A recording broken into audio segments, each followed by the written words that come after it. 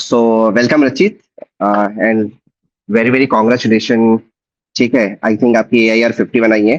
ठीक है, तो यार सबसे पहले तो थोड़ा सा आप अपने बारे में बताओ, है ना? आप कहाँ से बिलोंग करते हो, कौन से ईयर में हो, कौन सा कॉलेज है ना? और कौन सा बैच आपने ज्वाइन किया था PW में, एक बार अपने बारे में बताइए।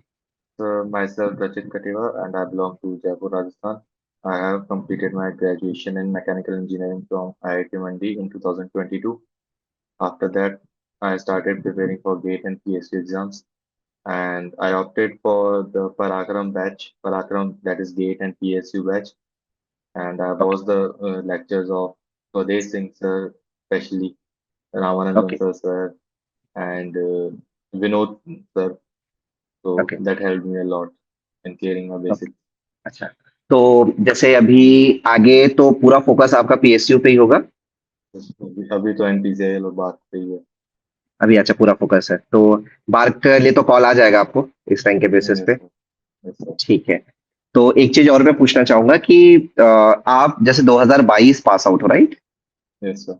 हाँ, तो 2022 से 2026 तक इस बीच में आप प्रिपरेशन मोड में ही थे या कहीं जॉब वॉब भी किया आपने? पहले कुछ और कुछ कर रहा था फिर उसके बाद में 2024 अगस्त जून अगस्त के बाद में शुरुआत की थी कि वापस से ओके। लगना। लास्ट ईयर खराब हो गया था गेट काफी ज्यादा तो अच्छा। नीचे थे उस कारण ओके, वापस। तो बेसिकली आपने जो प्रिपरेशन स्टार्ट किया 2024 से स्टार्ट किया या 2022 में थोड़ा सा टच में नहीं थे? तो 22 21 में गेट दिया था उस टाइम ओके। थोड़ा थर्ड ईयर में तब थोड़ा बहुत पता था। फिर अच्छा। कुछ और करने के चक्कर में मैकेनिकल छूट गई फिर वापस अच्छा, 2024 में स्टार्ट किया। तो 2024 और अभी आपने 2026 में अच्छी मतलब AIR 51 लाया। ओके, सो एक चीज और मैं पूछना चाहूंगा कि ठीक है, क्योंकि जो गेट की जो जर्नी है ना, वो ऐसा तो नहीं है कि आज हम पढ़ रहे हैं तो हमें नेक्स्ट मंथ एग्जाम देना है। मतलब कहीं ना कहीं आपको थॉरली एक साल वो डेडिकेशन, वो कंसिस्टेंसी मेंटेन करना होता है। Yes sir. तो मतलब कहीं आपके भी प्रिपरेशन के दौरान कुछ डाउन्स भी आए होंगे, तो यार उससे कैसे कॉप अप किया आपने कि हमेशा आप मोटिवेट ही रहे? कैसा रहा आपकी जर्नी कैसे रही? जर्नी तो हमेशा मतलब ऊपर नीचे ही रही है। काफी मतलब सेटबैक्स तो बहुत ज्यादा देख लिए बट ओके। उस टाइम फिर ये समझ में आया कि हम उसे चेंज तो मैं नहीं कर सकता हूँ सेटबैक्स को। मैं सिर्फ आगे वाली ओके। चीजों को बेहतर कर सकता हूँ तो बस यही मोटिवेशन था कि कल जो है अच्छा होना चाहिए। पिछला कल तो गया नहीं बदल सकते next day should be the best. बस यही। सही सही। और जैसे आप एक होता है बच्चों का ना, काफी क्वेश्चंस रहते हैं, जैसे प्रिपरेशन के दौरान क्या हमें स्टार्टिंग से ही 6 घंटे 7 घंटे 8 घंटे पढ़ने की नीड होती है? तो आपने मतलब कैसे किया ये? स्टार्टिंग से ही आप 6 7 घंटा निकाल रहे थे, कैसा कर रहे थे आप? शुरुआत में तो मतलब जब आप एकदम से कोई चीज छोड़ते हो तो बहुत मुश्किल है वापस बैठना तो पहले तो एक दो एग्जैक्टली। घंटे 2 3 घंटे वो क्लास होती थी बस उतनी देर देख लो उसके बाद फिर वापस जो है मजे करने लग जाओ ऐसे हो जाता था। धीरे हाँ धीरे हाँ। धीरे धीरे रूटीन बना तब जाके छह मतलब सात कहीं ना घंटे कहीं एक ऐसा होता है कि एक जहां जैसे जैसे थोड़ा इंटरेस्ट आता जाता है, कॉन्फिडेंस आता जाता है, तो ऑटोमेटिकली हमको खुद से पढ़ने का मन करता है कि अपन और बैठते हैं यार, फिर वो शायद टाइम पता नहीं चलता है, राइट? फिर नहीं पता चलता थोड़े दिनों बाद में अपने आप दिमाग चलने लग जाता था तो टाइम नहीं पता चलता। एग्जैक्टली। एग्जैक्टली। और आपने टेस्ट मतलब टेस्ट कब से देना स्टार्ट किया था? टेस्ट तो मैं मतलब रेगुलरली देता रहता था क्योंकि मैंने चीजें पढ़ी हुई थी तो ओके। टेस्ट तो मैं रेगुलर बेसिस पे देता रहता था। बस फिर अच्छा उसके अच्छा। बाद में जैसे ही पता चला कि डेट 14 फरवरी को है टाइम इतना है हम्म। तो उस टाइम स्टैम्प के बीच में फिर देना शुरू किया एग्जाम। बस इन्हीं के बीच में देना है उसके आगे पीछे भले ही दूं लेकिन उन 2:30 to 5:30 तो देना ही देना है हर सैटरडे को। अच्छा, और टेस्ट में मार्क्स आपके आ रहे थे कि? क्योंकि एक ना कहीं एक मतलब मैंने देखा है हर साल कुछ बच्चे ऐसे होते हैं जिनके टेस्ट में मार्क्स उतने अच्छे नहीं आते, लेकिन गेट में वो अच्छा परफॉर्म कर जाते हैं। तो कई सारे बच्चे ऐसे होते हैं और कई सारे बच्चे ऐसे भी होते हैं जिनका मॉक टेस्ट में परफॉर्मेंस अच्छा रहता है बट गेट में उतना अच्छा नहीं कर पाते हैं। तो आपके कैसे मार्क्स आ रहे थे टेस्ट में? सेक्शनल टेस्ट में तो काफी कम ही आते थे क्योंकि कई बार लगता था पेपर टफ है तो अच्छा कैलकुलेशन अच्छा। हो नहीं पाती थी। लेकिन हम्म। फिर जब फुल लेंथ टेस्ट देने शुरू किए तब हम्म। लगा कि नहीं कर सकते हैं आसानी से हो जाएगा।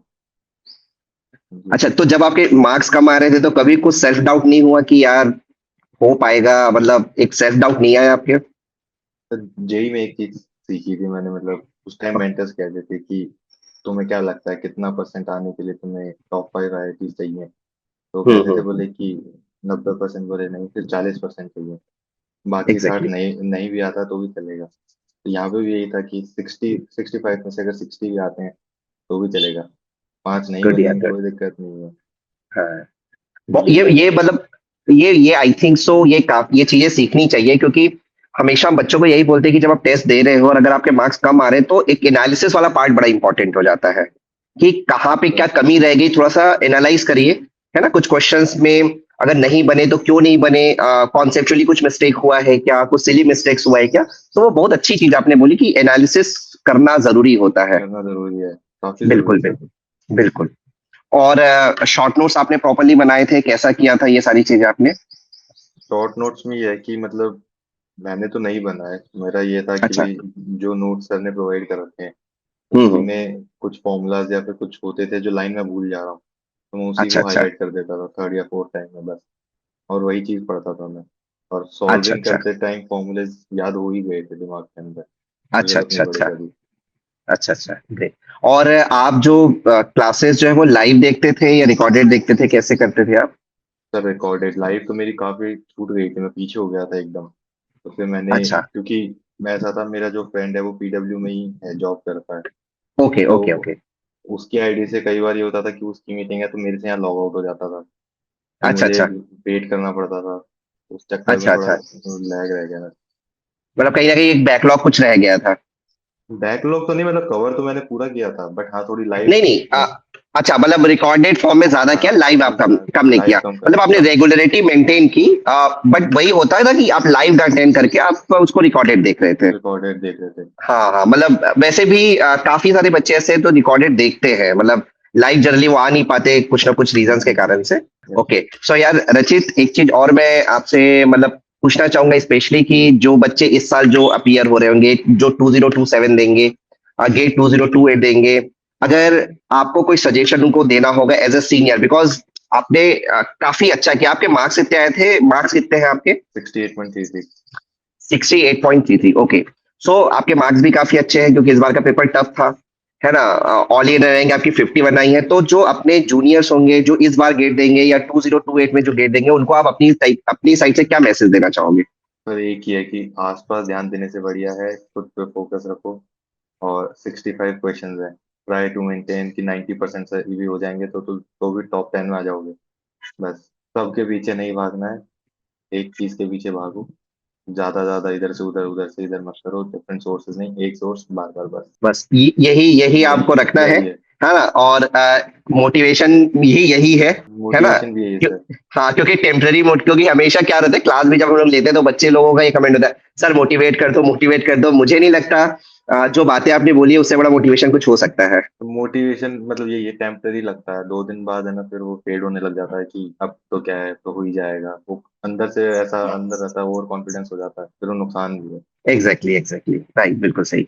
सो यार रचित, wish you all the very best. जैसे पीएसयू, आप पीएसयू के लिए आप पूरा एम कर रहे हो, आई थिंक आपका बार का कभी इंटरव्यू होगा, यस सर। राइट। उसके बाद आगे आने वाले टाइम पे भी आपके पास है, जो भी आपके पास पीएसयू आएंगे उनका इंटरव्यू आपको देना है, तो wish you all the very best, है ना। थैंक यू और सर। आपको कभी भी पीडब्ल्यू की टीम से कुछ भी सपोर्ट की नीड हो, so we are always there, है ना। Yes sir. हम हमेशा बच्चों से ये बोलते हैं जितना प्री गेट आपके लिए इंपॉर्टेंट होता है उतना पोस्ट गेट भी इंपॉर्टेंट होता है। कहीं ना कहीं पोस्ट गेट के टाइम पे हमारा थोड़ा सा रोल भी बढ़ जाता है ना, क्योंकि रहता है कहीं ना कहीं इंटरव्यू की प्रिपरेशन कैसे करनी है, कहाँ से करनी है, वो सारा चीज भी बड़ा इंपॉर्टेंट होता है, पोस्ट गेट भी इंपॉर्टेंट है। तो आपको अगर पीडब्ल्यू की टीम की साइड से कुछ भी हेल्प चाहिए होता तो बिल्कुल आप कनेक्ट कर सकते हो।